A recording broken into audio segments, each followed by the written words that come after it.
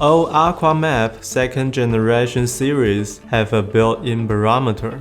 You can view the current air pressure in gauges, vessel.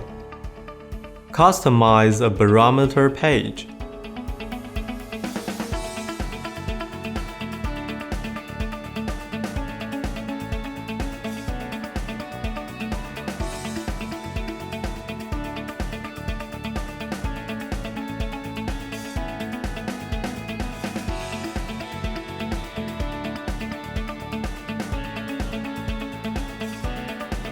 Or display the current air pressure in a chart.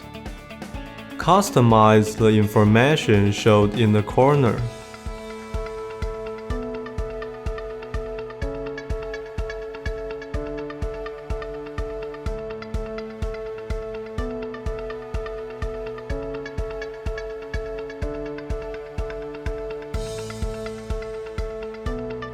You can also view the past air pressure changes in nav info.